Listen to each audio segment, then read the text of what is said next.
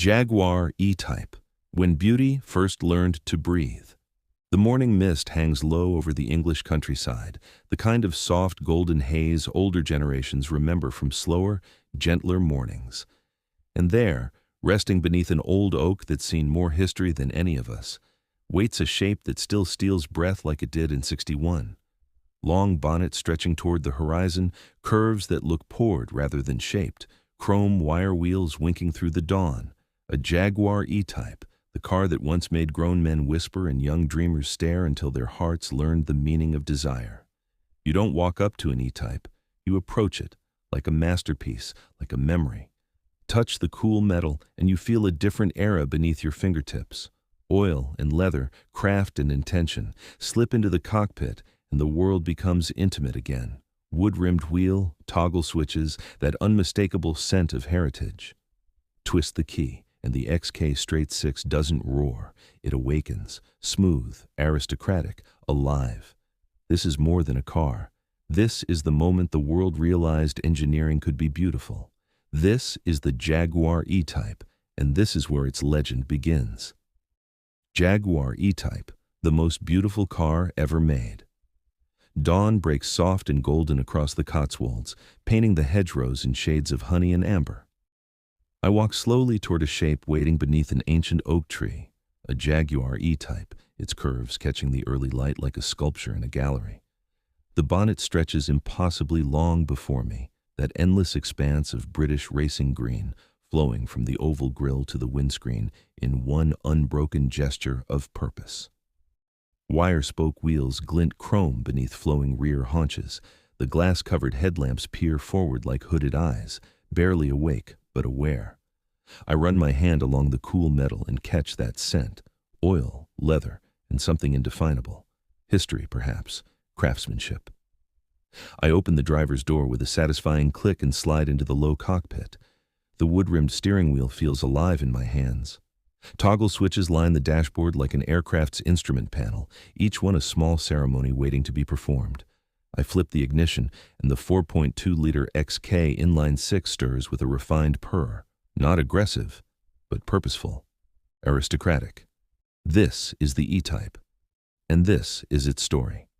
Geneva, March 1961. The motoring world wasn't prepared. When Jaguar unveiled the E-Type at the Geneva Motor Show in March 1961, the crowd fell silent before erupting into something approaching religious fervor. Here was a car that looked like it had been sculpted by the wind itself, a machine so impossibly beautiful that function and form had become inseparable. The price? $298, roughly half what an Aston Martin DB4 or Ferrari 250 GT cost. Suddenly, supercar performance and drop-dead gorgeous styling weren't just for the ultra-wealthy. Enzo Ferrari himself, a man not known for praising competitors, reportedly called it the most beautiful car ever made.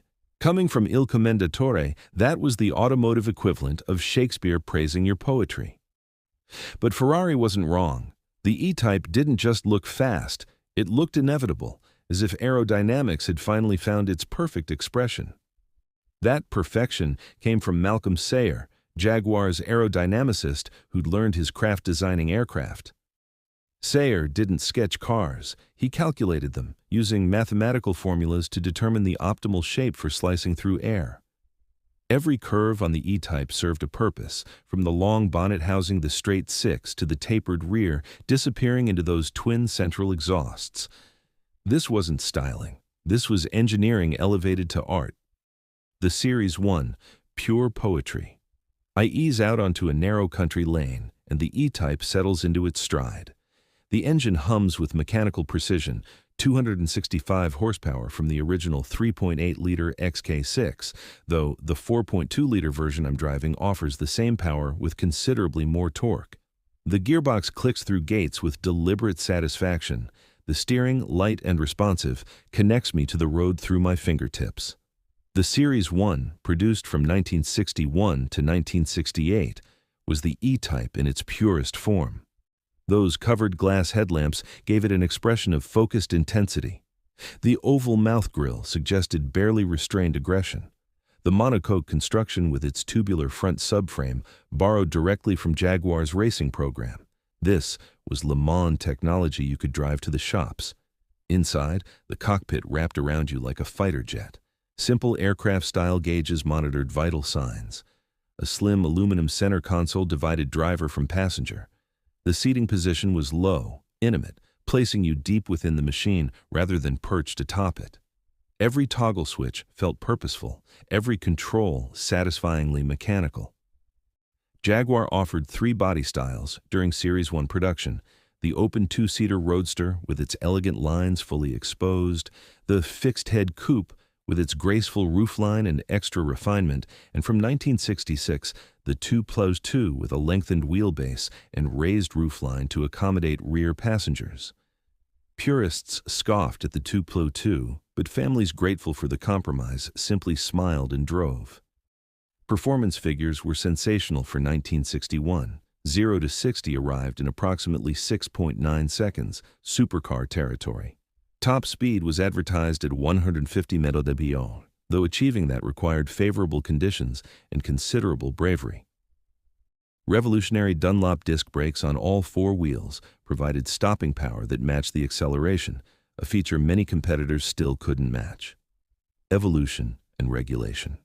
A light rain begins to fall, droplets tracing patterns across the curved windscreen. I switch on the wipers, another toggle, another small ceremony, and think about how the E-Type evolved under pressure from both customers and regulations. The Series 1.5, produced briefly from 1967 to 1968, represented a transitional moment. American safety regulations demanded open headlights, ending the covered lamps that gave Series 1 its distinctive face. Twin cooling fans appeared. Emissions equipment crept in. It was progress, but progress tinged with loss. The 1.5 served as a bridge between the purity of Series 1 and the maturity of Series 2. Series 2, running from 1968 to 1971, refined the formula while adapting to new realities.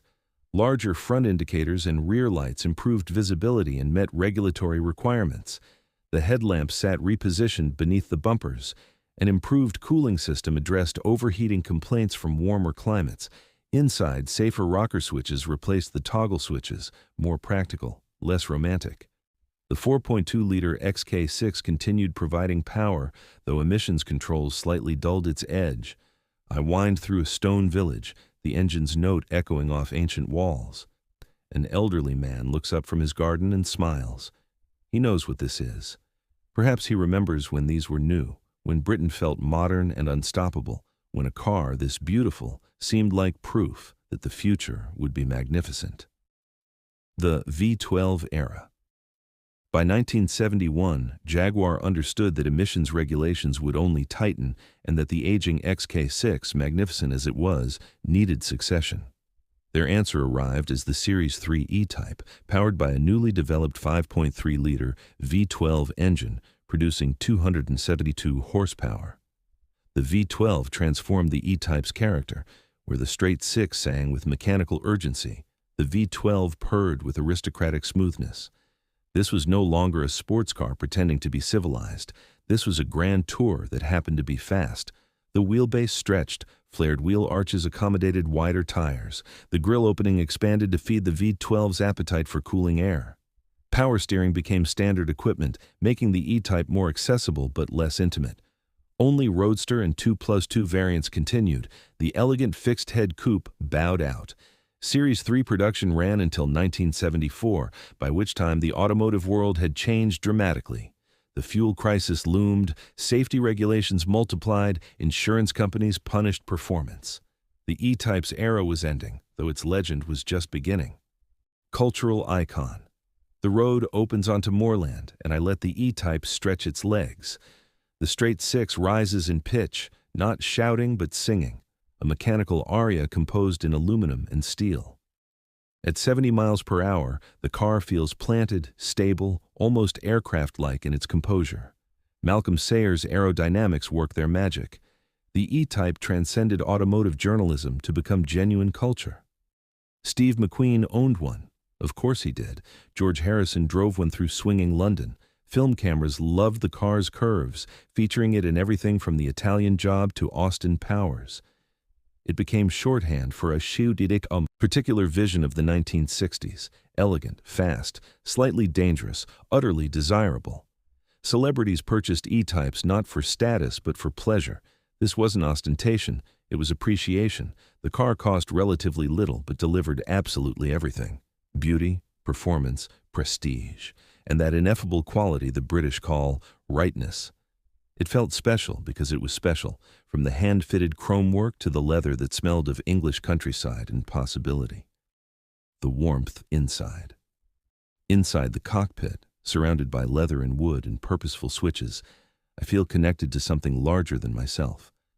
Modern cars isolate you with sound deadening and electronic systems, placing layers of computer code between intention and action. The E-Type offers no such protection.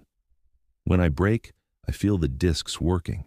When I accelerate, I sense fuel mixing with air, pistons compressing, power transmitting through mechanical linkages to the rear wheels. Rain continues falling softly, making the green hills greener, the stone walls older, the moment more precious. The E-Type's wipers beat a slow rhythm. The heater whispers warmth across my feet. Through narrow lanes and over ancient bridges we travel, the car and I, moving through space but also through time. Sunset by the water. I find a quiet spot beside a lake as afternoon dissolves into evening. The E-Type sits facing west, its long bonnet pointed toward the setting sun like a compass needle indicating beauty. I shut down the engine and listen to the silence. The tick of cooling metal, the whisper of wind across that perfectly calculated shape, the gentle lap of water against shore. The Jaguar E-Type wasn't just a car. It was proof that engineering could be poetry, that function could be beautiful, that Britain in the 1960s could still create objects of transcendent grace. It was Malcolm Sayers' mathematics made tangible, Enzo Ferrari's reluctant admission, a soundtrack of straight-six urgency evolving into V12 sophistication. It was Steve McQueen's smile and George Harrison's style. It was Le Mans technology on country lanes. It was covered headlamps peering through morning mist and wire wheels catching afternoon light. It was toggle switches and wood trim and that impossibly long bonnet flowing forward like frozen motion. Most of all, it was the most beautiful car ever made. Not because Enzo Ferrari said so, but because everyone who ever saw one knew it instantly, wordlessly, completely. Beauty that pure requires no explanation. It simply exists, waiting beneath oak trees at dawn, ready to carry us through landscapes both geographic and emotional, reminding us that sometimes, just sometimes, humans create things worthy of permanence.